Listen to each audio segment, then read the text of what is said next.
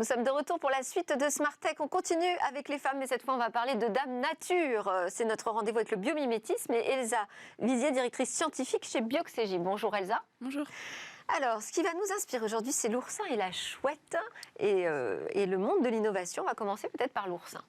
Oui, alors quand on dit l'oursin, ça désigne en fait toute une classe biologique, les échinoïdes, et donc plus de 1000 espèces. Les oursins, il y en a des réguliers, donc ceux qu'on voit, les oursins sous forme d'une petite boule avec des piquants très mignons. Il y a aussi des oursins irréguliers. La différence souvent, c'est que les oursins irréguliers sont donc des formes plus différentes et vont être fouisseurs, c'est-à-dire qu'ils vont se déplacer dans le sable. Les oursins réguliers sont herbivores. Et alors ce qui est assez rigolo, c'est que l'oursin, au niveau de son anatomie, non seulement il a une symétrie pentaradiale, donc c'est-à-dire qu'il a une symétrie radiale d'ordre 5, nous on a une symétrie d'ordre 2 en fait, et c'est dû au fait qu'il se déplace dans toutes les directions. Et en dehors de ça, chaque chaque partie anatomique de l'oursin va avoir un nom spécifique. Donc les piquants des oursins, ça s'appelle des radioles. Et ce qui est intéressant, c'est qu'ils ont une structure qui est vraiment très très résistante. Le squelette de l'oursin qu'on appelle le test, donc lui a une symétrie d'ordre 5 et en fait c'est plusieurs plaques qui sont imbriquées les unes dans les autres, et ce qui est vraiment intéressant, c'est que la jonction entre ces plaques, c'est des liaisons qui sont extrêmement résistantes, extrêmement solides, et ça peut par exemple nous inspirer pour des architectures vraiment très résistantes. Donc les épines font partie de ce que vous appelez le squelette de l'oursin. Alors justement non, les radioles, une extension. C'est une extension. D'accord. Qui, alors par exemple, le test, le squelette est fait en calcaire, en carbonate de calcium, et est vraiment très résistant. Dans les fossiles, c'est quelque chose qu'on va retrouver. Les radioles, par contre, elles sont très résistantes aussi, mais vont se casser plus facilement. Et quand on les sort de l'eau, c'est quelque chose qui va s'affaisser assez rapidement. Ensuite, en plus de ces piquants, il va y avoir ce qu'on appelle des pédicellaires, qui sont des petites pinces, dont certaines, c'est le cas pour l'oursin fleur, sont extrêmement venimeuses. Et en plus de ces pinces, ils ont des petits pieds qu'on appelle des podia. Et alors, ce qui est rigolo, c'est que... Et c'est pour se déplacer ? Alors, c'est pour se déplacer et c'est aussi pour respirer, justement. C'est-à-dire que les oursins ont des branchies extérieures, mais ils captent majoritairement l'oxygène par leurs podia, donc les pieds, parce qu'il y a une grande surface d'échange. Et en fait, sur leurs podia, il y a une colle qui est qui leur permet vraiment d'adhérer très fermement à leur support. Mais c'est associé à une enzyme, donc une molécule qui va leur permettre de se décoller et pouvoir se recoller immédiatement.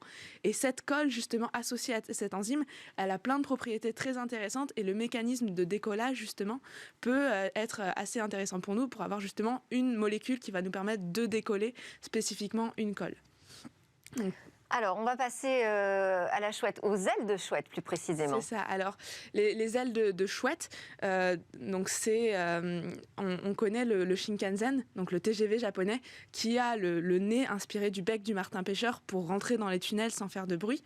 Ce qu'on connaît moins, c'est le fait que les pantographes, qui sont ces espèces d'antennes qu'ont les TGV pour être raccordés au réseau électrique, c'est quelque chose qui va générer des turbulences, qui va générer un bruit supplémentaire, et quand le TGV est lancé à 320 km/h, ça peut poser des problèmes. Et ce qui a été fait pour justement réduire le bruit et faire en sorte que le bruit ne dépasse pas le bruit d'une voiture, 70 décibels, c'est d'imiter justement la structure des ailes de chouette, et en particulier les peignes qui existent au niveau de l'avant et de l'arrière des ailes de chouette. Donc ça permet de réduire le son. Mais une autre technologie... Et c'est parce que la chouette a besoin de voler sans se faire repérer ? Alors la chouette effraie en fait, est l'animal volant le plus silencieux. Avec des micros, c'est indétectable. Et non pas la chouette, mais le hibou grand-duc qui va nous intéresser aussi, non pas pour les peignes qu'il peut avoir, mais pour la morphologie de ses ailes qui sont très allongées et qui ont surtout une structure courbée qui leur permet d'avoir vraiment une très bonne portance et un très bon aérodynamisme.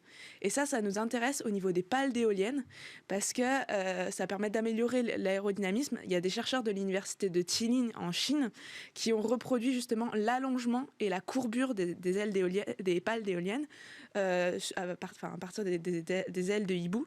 Et ce qui est intéressant, c'est que ça permet d'améliorer 44% le rendement, ce qui est assez énorme, en particulier sur des vents faibles, 25 km. C'est-à-dire le rapport taille et production d'énergie ? C'est ça. En fait, la même éolienne va produire 44% d'énergie en plus, donc passer sur l'éolienne qu'ils ont testée de 265 watts à 320 watts. Et on peut donc imaginer qu'elle soit un peu plus petite, non? Un peu plus petite ou juste produire plus, et surtout produire plus à des vents plus faibles. Et ce qui est d'autant plus intéressant, c'est que en fait, les forces exercées vont pas être les mêmes, et notamment en bout d'aile, il y aura beaucoup moins de pression exercée, donc ça peut permettre d'augmenter la durabilité des éoliennes aussi. C'est vraiment très intéressant sur ces deux points. Bon, une dernière question, parce que c'est la journée de la femme sur votre métier. Vous êtes directrice scientifique. C'était compliqué pour vous au début de vous lancer dans cette filière, parce que qui est plutôt masculine aussi? Honnêtement, non. Moi, j'ai une formation d'ingénieur généraliste, donc c'est vrai qu'il y a pas, on est minoritaire en termes de femmes. Ça vous a pas freiné? Absolument pas. En fait, il y a une augmentation vraiment rapide où justement il y a de plus en plus de femmes. Donc c'était vraiment le cas il y a quelques années. Récemment, en école d'ingé, on est à des taux de 30%, donc c'est encore faible, mais ça augmente. Et honnêtement, c'est quelque chose qui se démocratise. Et moi, dans ma carrière, j'ai jamais eu aucun problème au fait d'être une femme. Non, mais ça vous a pas freiné dans l'envie de vous lancer sur ces filières très masculines? Non, pas du tout. Pas de frein psychologique, c'était le point qu'on abordait juste avant. Voilà, alors moi, en termes psychologiques, absolument pas. Après, dans les filières d'ingénieurs généralistes, il y a peu de femmes, mais dans les filières d'ingénieurs, tout ce qui touche à la biologie, là, il y a beaucoup plus de femmes.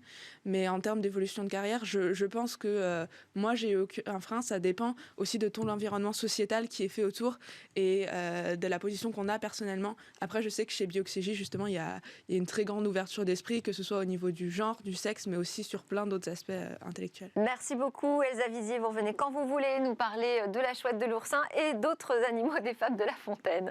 À suivre, la découverte d'un tissu qui se désinfecte tout seul pour protéger les transports en commun. C'est l'opération Tech contre Covid.